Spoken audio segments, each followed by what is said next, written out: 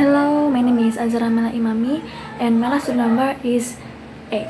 Ladies and gentlemen, honorable adjudicators and debaters, today I, the government team, proudly stand in strong support of the motion this House will let the government fully own and manage all public transportation in Indonesia. The heart of this debate is not just about who runs buses or trains. This is about how we as a nation ensure that transportation is fair, accessible, safe, and reliable for all Indonesians, regardless of income level, location, or background. Public transportation is currently dispersed across several government organizations and commercial companies. The great majority of transportation, from angkots, interstate buses to local minibuses in rural regions, is managed by private companies or individuals, while some services such as KRL, MRT, and Transjakarta are controlled by the government. The system lacks a common standard for price, safety, and coverage, are disorganized, and are frequently motivated by financial gain. As a result, Indonesians frequently deal with substandard service, expensive prices, and dangerous modes of transportation, particularly those living in rural and lower income areas. As a result, we suggest that Indonesia nationalize all of its public transit networks. The Ministry of Transit will create a national public transit body to oversee planning, scheduling, pricing, safety enforcement, and infrastructure investment. Two main points of contention are presented to the floor by the opening government. First, we contend that profit should not take priority over the public interest. Naturally, the private sector prioritizes revenue, ignoring less well-liked but socially necessary paths in favor of profitable ones. The government can guarantee that all areas, including isolated, less profitable ones, are covered when it controls the entire system. Like healthcare and education, public transportation is a fundamental necessity. One cannot rely just on market reasoning. The second, we contend that systematic integration and efficiency are made possible by full government ownership. At the moment, Indonesians alternate between several disorganized forms of transportation, each with its own rates, routes, and operators. And the important points of closing government is nationalized transportation has long-term positive effects on the economy and the environment. The government can plan for suitable growth by reducing the use of private vehicles, investing in environmentally friendly public transportation, and lowering carbon emissions if it has control over the network. This enhances public health and promotes sustainable urban growth. The second is social fairness is promoted through nationalized transportation.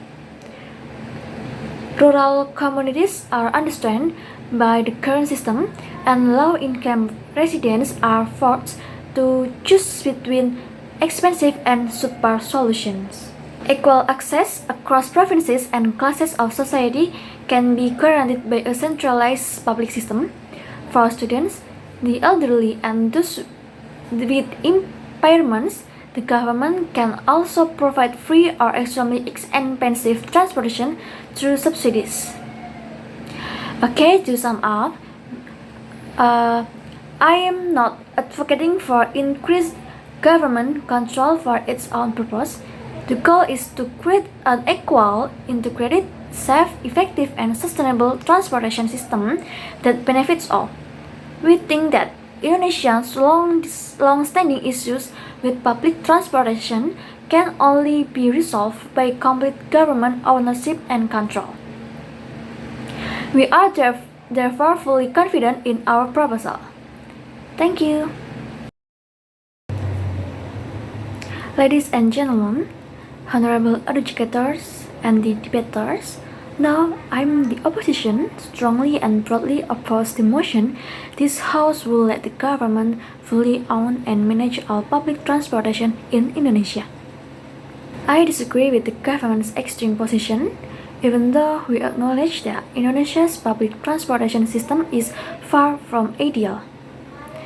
Their proposed nationalization and total takeover of the transportation industry is not only needless, but also expensive and dangerous.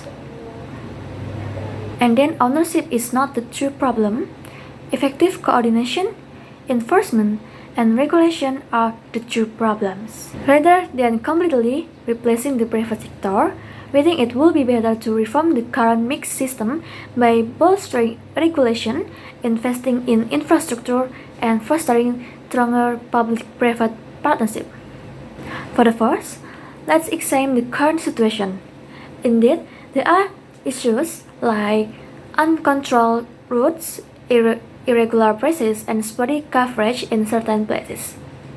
However, a lot of private operators have implemented innovations like digital apps, real-time tracking, and online ticketing, particularly in urban areas. Competition and entrepreneurial initiative, rather than the government, were the driving forces behind these advances. Competition is eliminated when everything is nationalized. You take away the incentives to be creative, rather you run the risk of developing an overburdened, ineffective, and administrative system that is unable to react quickly to local demands. A single authority in Jakarta is unable to comprehend and oversee the transportation requirements of every little town, hamlet, and island in nation as vast and varied as Indonesia. I also have answers to the points made by the government.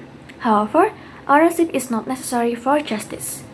To guarantee affordable costs, security, and rural coverage, you can control the private sector. Under one system, integration only works, they claim. However, as seen by Gojek and Grab's collaboration with public transportation, integration is achievable with SDU policies and digital platforms. Additionally, they assert that workers will be absorbed. However, in practice, bureaucracy, slow recruiting, or a lack of finance will leave many behind. Lastly, they contend that the public interest should take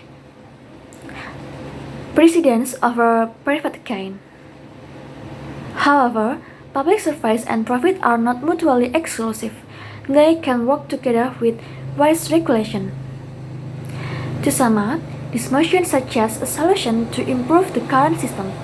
We don't have to destroy it, but we need smart reforms and not expensive revolutions. For the sake of innovation, financial responsibility, and practical governance, we believe that Indonesia should strengthen what it already has, not throw it all away. That is why we are proud to oppose. In summary, the government strongly believes that full government ownership and management of public transportation in Indonesia is the most effective way to ensure equity, efficiency, and sustainability. The current system, with its fragmented structure and reliance on private operators, prioritizes profit over the public good, leaving many underserved. By nationalizing the system, we can create an integrated network that is affordable, accessible, and environmentally friendly. With centralized control, services can be better coordinated through unified ticketing, synchronized schedules, and long-term infrastructure planning. While the opposite firmly opposes the idea of fully nationalizing Indonesia's public transportation, while we recognize the flaws in the current system, we believe that the solution lies in reform, not full government takeover. Public-private partnership, smart regulation, and targeted investment can achieve the goals of equity and efficiency without the risk of over centralization and financial burden. The private sector brings innovation, flexibility, and responsiveness that a single national authority would struggle to match. And thank you.